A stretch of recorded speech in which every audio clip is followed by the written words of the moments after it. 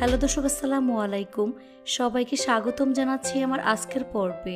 আজকে আমি আপনাদের ডাল আলু কুচি দিয়ে দারুণ মজার একটি রেসিপি তৈরি করে দেখাবো। ডাল আর আলু দিয়ে যে এত মজার রেসিপি হয়, একবার তৈরি করে দেখুন, বাসার সবাই অনেক বেশি পছন্দ করবে। এই রেসিপিটি এতটাই মজার যা মাছ মাংসের স্বাদকেও হার মানাবে। এটা গরম ভাত, রুটি, পরোটার সাথে খেতে অসাধারণ লাগে। আশা করছি আমার আজকের এই রেসিপিটি আপনাদের সবার কাছে ভীষণ ভালো লাগবে। তো চলুন রেসিপিটি দেখে নিচ্ছি। এই রেসিপিটি তৈরি করার জন্য প্রথমে একটি মিক্সিং বলে হাফ কাপ পরিমাণ মসুর ডাল নিয়ে নিচ্ছি। ডালটাকে আমি খুব ভালো করে ধুয়ে পরিষ্কার করে পানি ভালো করে ঝরিয়ে নিয়েছি। এখানে ডালটা ভিজাতে হবে না, পানি ভালো করে ঝরিয়ে নিতে হবে। এখানে একটি বড় সাইজের আলু কুচি করে কেটে পানি দিয়ে ধুয়ে পরিষ্কার করে পানি খুব ভালো করে ঝরিয়ে নিয়েছি। এখন রেসিপির মূল পর্বে চলে যাচ্ছি। এবার চুলা একটি ফ্রাই প্যান বসিয়ে 2 টেবিল চামচ পরিমাণ সরিষার তেল দিয়ে দিচ্ছি। চেষ্টা করবেন এখানে সরিষার তেলটা দিতে। এখন এর মধ্যে 2টি তেজপাতা ও 2 টুকরো দারচিনি দিয়ে দিচ্ছি। তেজপাতা এবং দারচিনি 1 মিনিটের মতো ভেজে নিতে হবে। তারপর এর মধ্যে 2 টেবিল চামচ পরিমাণ রসুন কুচি দিয়ে দিচ্ছি। এই রসুন কুচি 2 মিনিটের মতো ভেজে নিতে হবে। তারপর এর মধ্যে হাফ কাপ পরিমাণ পেঁয়াজ কুচি দিয়ে দিচ্ছি। আবারও 2 থেকে 3 মিনিটের মতো ভেজে নিতে হবে।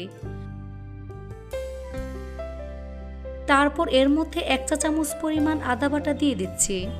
এই আদা বাটা 1 মিনিটের মতো ভেজে নিতে হবে, যাতে করে এর কাঁচা গন্ধ চলে যায়।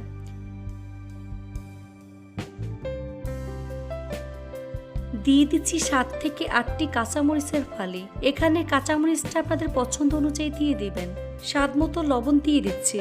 এবার খুব ভালো করে মিশিয়ে নিচ্ছি। এখন এর মধ্যে সামান্য পরিমাণ হলুদের গুঁড়া দিয়ে দিচ্ছি।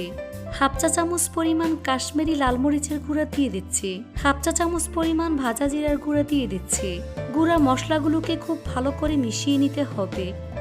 এভাবে অনবরত নেড়ে চেড়ে প্রায় 2 থেকে 3 মিনিটের মতো কষিয়ে নিতে হবে। 2 মিনিট পর এর মধ্যে সামান্য পরিমাণ পানি দিয়ে আরও 2 মিনিটের মতো কষিয়ে নিতে হবে।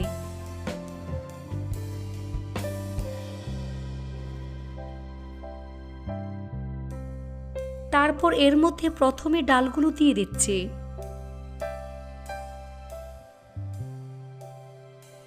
ডাল মশলার সাথে খুব ভালো করে মিশিয়ে মিডিয়াম আঁচে প্রায় 4 থেকে 5 মিনিটের মতো কষিয়ে নিতে হবে।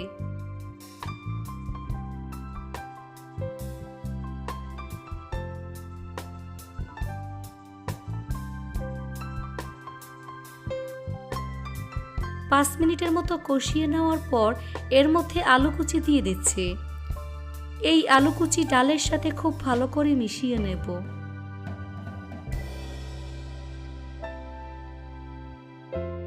চুলার আঁচ মিডিয়ামে রেখে 2 থেকে 3 মিনিটের মতো কষিয়ে নিতে হবে।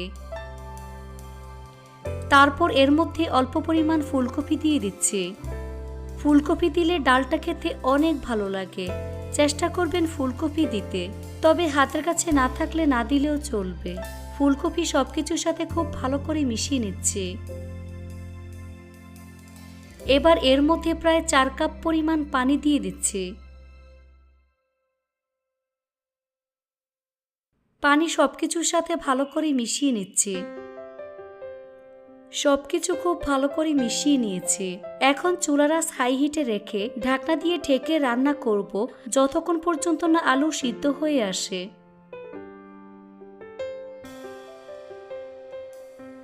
আলুগুলো যখন 70% সিদ্ধ হয়ে যাবে, তখন এর মধ্যে একটি টমেটো কুচি দিয়ে দিচ্ছি।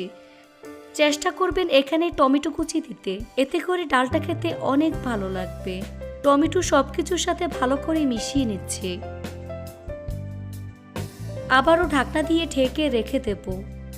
কিছুক্ষণ পর ঢাকনা সরিয়ে এটাকে আরও কিছুক্ষণ রান্না করে নিতে হবে। ডালের মধ্যে লবণটা একটু কম হয়েছে, তাই এর মধ্যে পরিমাণ মতো লবণ দিয়ে দিচ্ছি। লবণ ভালো করে মিশিয়ে নিচ্ছি।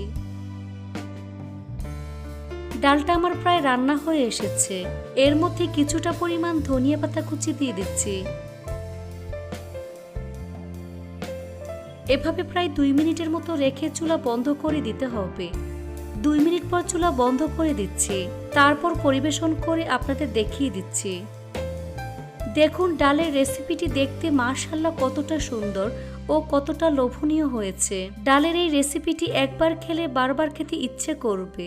এটা গরম ভাত, রুটি, পরোটার সাথে খেতে অসাধারণ লাগে। বাসার ছোট থেকে বড় সবাই অনেক বেশি পছন্দ করবে আর মজা করে খেয়ে নেবে। বাসায় মাছ মাংস না থাকলে এই রেসিপিটি ট্রাই করে দেখতে পারেন।